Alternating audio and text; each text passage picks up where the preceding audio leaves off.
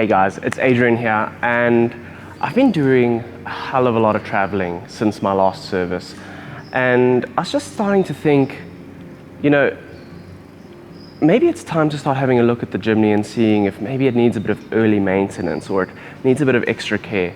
And I had a couple of, kind of questions in my mind about certain things, and I thought, who better to ask than Suzuki themselves? So I've come down to Suzuki Jimny, the same guys who helped me install the suspension kit, and they're the same people who service my vehicle. So it's really important for them, especially for the longevity of my vehicle and the lifespan of my vehicle, to understand my vehicle's journey, where it's been, what it's been through, the damages it's had, the weaknesses of it, because they'll be able to keep an eye on those things throughout the coming years. So I think it's important to develop that kind of relationship with your dealership and your service technicians and things like that, so that they know your vehicle. Essentially today, what I've done is I've decided to come through and see they have a 165-point check, which is like their holiday inspection. So I thought that is like kind of the perfect thing to do before a trip or when you come back from a trip, to make sure that your vehicle is going to be ready to go for your foreseeable kilometers.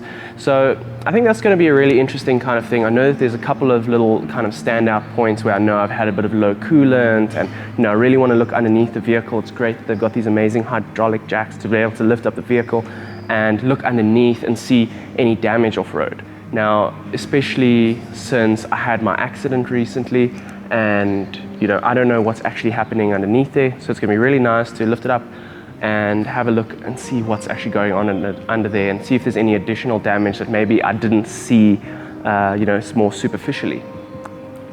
But yeah, I think it's going to be really interesting, and I'm excited to see what they're going to look for and what they're going to look through, and I'm hoping that this video is going to give you guys something to kind of like come back to and have a look at whenever you want, if you feel like doing a little inspection like this on your own at home. Or maybe you live quite far away from your dealership, but you don't want to miss out on doing these kind of inspections, because I think Jimnys are a unique vehicle in the fact that we really put them to the test. A lot of Jimny owners go off-road, they go on trips, they use the vehicle more than how they would use a normal road car. So I think the conditions for what you need for your Jimny is going to be slightly different. So it's going to be interesting to see certain things like the air filter and stuff like that, where maybe you have to take the extra step and change your air filter a little bit sooner than you would normally need to, just because that's how you use your vehicle. So anyways, it's going to be super interesting to see today, and yeah, let's start. So now it's time to head under the bonnet, and we're going to start looking at some of the kind of key things and the easy things to check as well. Stuff like the air filter, your fluid levels, things like that, just topping them up and getting them to nominal levels. So you don't have, like for example with me, when I was in Botswana, I noticed my coolant was very low. I had to top it up with a little bit of water, but it is recommended to use the specific Suzuki long life coolant.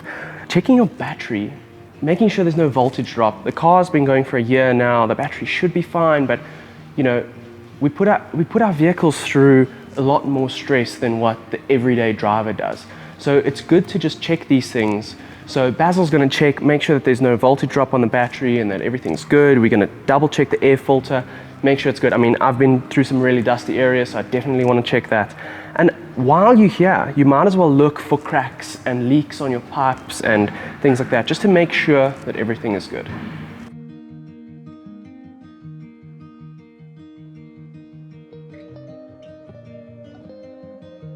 We have lifted the vehicle up now, and we are doing the underbody inspection. We're looking at things like pulling off the wheels, we're looking at the ball bearings, we're looking at the brakes, we're checking for additional wear on the brake pads, any scoring on the discs, checking the rear brake, the drum brakes, making sure that everything is in good order and then they're not wearing faster than they should be.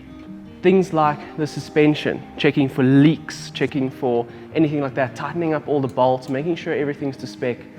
Diff oils, important to check the diff oils, that this oil that's coming out here is clear and not milky. If it's milky, that shows signs of water inside the diffs. So your off-road adventures have been a little bit too wild, so I'd recommend probably replacing your diff oil if you do see something like that. But something that we're seeing here, and especially from the trip to Botswana, driving on the salt pans, is that the corrosion underneath the vehicle has increased dramatically from the last time we were under here. Everything from like the little nuts and bolts, the exhaust pipe, everywhere where that salt was baked on and sitting on for I think it was about 5 days. As you can see, like quite severe corrosion. It's well, severe because it's a new car. We'll have to maybe probably replace things in the years to come, you know, fresh nuts and bolts. You know, I know that at some point when the warranty and stuff runs out, the exhaust pipe is going to be replaced and, you know, do a whole 4 to 2 to 1 kit on there. But in the meantime, we just want to keep tabs on things. You don't want to, you know, let the stuff go unmonitored, let it go uncontrolled, and then all of a sudden you look under your vehicle and you go, oh my God, what has actually been happening? So it's just good to keep tabs on that. One of the radial cup protectors had like shifted out of place from when I had the accident at Henops. So that we just, you know, positioned back into place again, made sure that everything was nice and tight and everything was good to go. There's no play on the bearings and everything's solid and how it should be. It is reflected in the performance of the vehicle. It is driving well, it's handling well. There was nothing out of place that I needed to maybe necessarily do this, but it's good to do this anyways.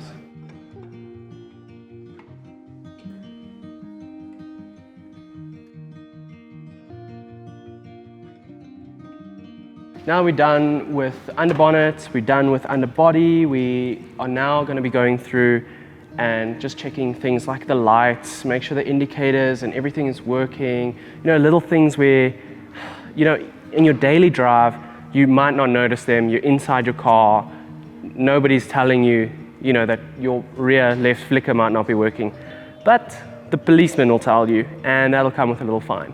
So it's good to every now and then just do a check around the car, make sure everything's working properly, especially before you're going out on a long trip, you're crossing a border and you have to deal with foreign police who may not like your excuses. So I think that's going to be a nice thing to check. Also things like wiper blades. You don't know what kind of conditions you're going to be going through. You don't want to be in a massive tropical downpour and your blades can't keep up. So just little things like that. It's good to check every now and then.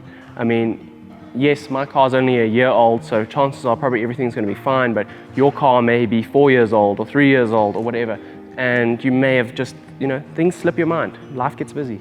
So we're going to go through, check all that stuff, and then we're going to pull the vehicle outside and we're going to check for paint chips and, you know, little things like that. It's now time, pull the car out into the light so we can check for things like little dents and scratches and nicks, and just so we can keep an eye on if there's any exposed metalwork. Because like I have over here, for example, stone chip, it's chipped straight through the paint and there's rust starting. So this is something where you're going to want to put some rust stop on there, you know, seal it up with a bit of, like for me I can use a grey undercoat or primer, or just put a bit of clear coat over it, just to kind of seal it up so that it's not exposed to the elements, especially if you're in coastal areas and things like that.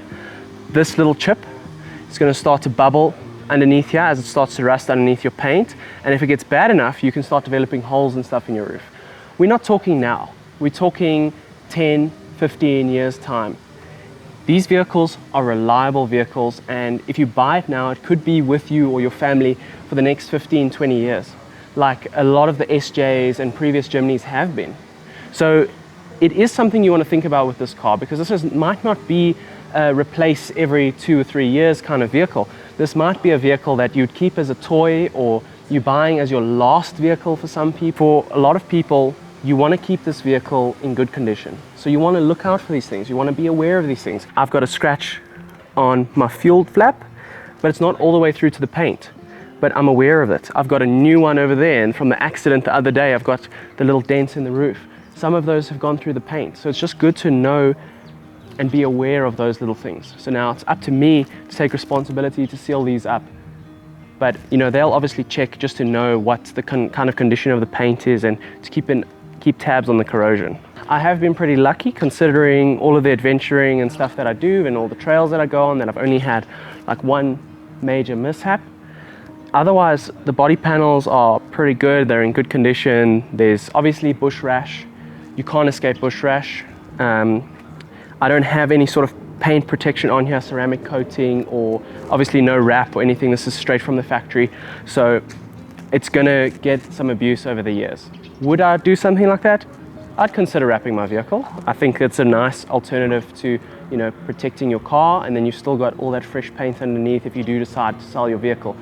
Because I think this car, in its lifespan, you know, if I don't end up selling this vehicle, this will end up being my toy car, you know, going forward. This will end up being a bit ridiculous. It'll have the big tires and the front and rear lockers, and it'll have a Raptor coat on it, and I'll do all the crazy trails and have the most fun with this car. And I think that's what Jimny's, essentially at the heart of a Jimny is that spirit of fun and all of that stuff. So, you know, obviously turning it into an Overlander burdens it a little bit, but one day it's going to be free from all of that weight, and it's going to be able to just crawl rocks and just have a whole lot of fun with it. So that's the planned lifespan for this vehicle. But at the moment, it's got to do what it's got to do, and it's doing it really well at the moment, and I'm very happy with it. It's in good condition, and it is ready for our next adventure. Natalie and I are going to be heading to the north coast. We're heading through the kingdom of Eswatini, through the mountains there. I think we're going to be hitting peak altitudes of 1,600 meters, so that is quite high. Hence, I've decided to go ahead and put in a new air filter. That other one was quite dusty from Botswana and all the trips that I've done, so I just thought, you know what, let's let the engine breathe, let's have a fresh filter for the trip, and by 45,000 kilometers, when the service interval comes in to change the air filter, it'll have a fresh air filter again. So I can confidently go exploring now and just, you know, use my vehicle to the max, have fun and enjoy it, and I know it's not going to be suffocating underneath there. So I hope you guys are going to join us for that. See you on the next adventure. Bye for now.